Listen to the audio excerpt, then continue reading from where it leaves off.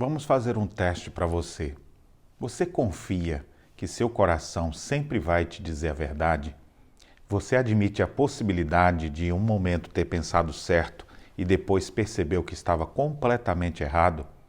Nas leituras de hoje, veremos o porquê acontece isso conosco.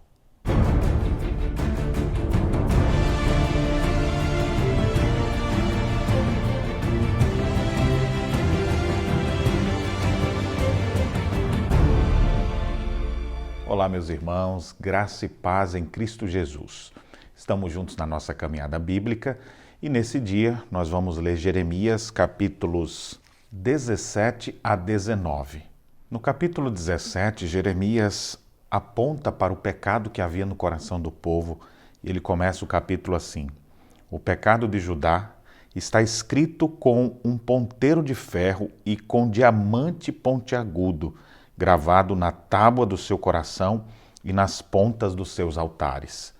Com isso, Jeremias estava dizendo, a chaga desse povo era uma chaga profunda. O pecado estava enraizado dentro deles. E Jeremias prossegue, assim diz o Senhor, maldito o homem que confia no homem, faz da carne mortal o seu braço e aparta o seu coração do Senhor. Por outro lado, ele diz, bendito o homem que confia no Senhor e cuja esperança é o Senhor.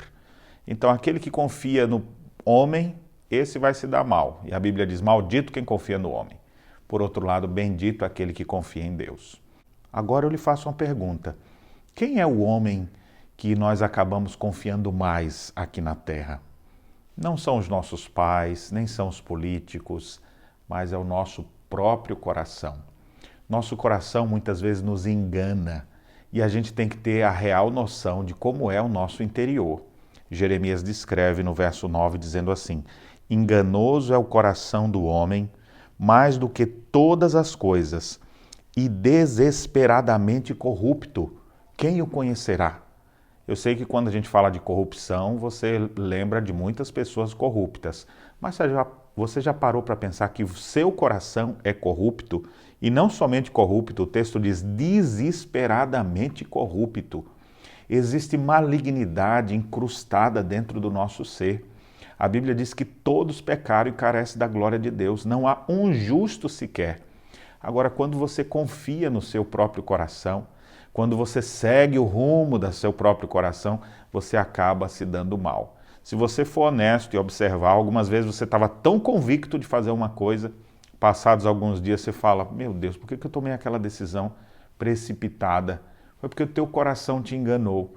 A pior coisa não é ser enganado pelos outros, mas ser enganado por você mesmo. E o que fazer para vencer isso?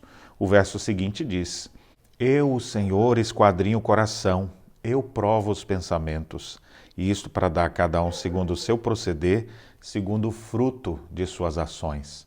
O homem sofre de auto-engano. Se ele quer realmente saber o que acontece dentro do seu coração, ele precisa esquadrinhar o seu coração à luz da palavra de Deus, porque Deus sonda os corações. Ele sabe o que é melhor para nós. Então, ao invés de decidirmos nossa vida seguindo o rumo do nosso próprio coração, é muito melhor quando confiamos em Deus. No capítulo seguinte, Jeremias nos mostra um retrato muito bom para a gente tratar o nosso coração. Ele fala de uma figura muito interessante. Deus mandou Jeremias ir até a casa do oleiro e ver como ele trabalhava ali os vasos de barro. Pegava um vaso e começava a dar forma, depois ia amassava e fazia em outro formato, um maior, outro menor. Ele vendo tudo aquilo e a palavra de Deus veio a Jeremias e Deus lhe disse, assim diz o Senhor, eis que como barro na mão do oleiro, assim sois vós na minha mão, ó casa de Israel. Deus tem o poder de transformar as vidas das pessoas. Ele pode moldar de um jeito ou do outro. E muitas vezes Deus faz isso naquelas horas que a gente precisa de maior crescimento. Quando a gente começa a se rebelar contra Ele, Deus molda a nossa vida. E o texto diz então assim, eis que estou forjando mal e formo um plano contra vós. Convertei-vos, pois, agora, cada um do seu mal proceder, e emendai os vossos caminhos e as vossas ações. Deus ia moldar aquele povo, fazendo com que ele passasse por um terrível cativeiro, que foi o cativeiro babilônico. Mas depois Deus estaria refazendo a vida do seu povo eleito. Ainda hoje Deus faz isso. Muitas vezes a gente passa por adversidades, a gente nem sabe por quê, mas Deus está guiando nossa vida. Ele é o oleiro, nós somos o vaso. Ele pode moldar a nossa vida da forma que Ele bem quiser. O seu coração é um coração amolecido, maleável, pronto para ouvir a voz de Deus e ser moldado por Ele? Ou você é daqueles endurecidos, como um barro duro que precisa ser quebrado para depois ser refeito? A nossa oração mais sincera é que o seu procedimento não seja o mesmo daquele povo dos dias de Jeremias, que ouviu a voz de Deus, mas não quis atentar. Deixou que o seu coração lhe auto-enganasse. Que você não faça assim, que o seu coração possa ser sondado na presença de Deus. E aqueles que confessarem a Deus os seus delitos e pecados, podem ter certeza que encontrarão perdão.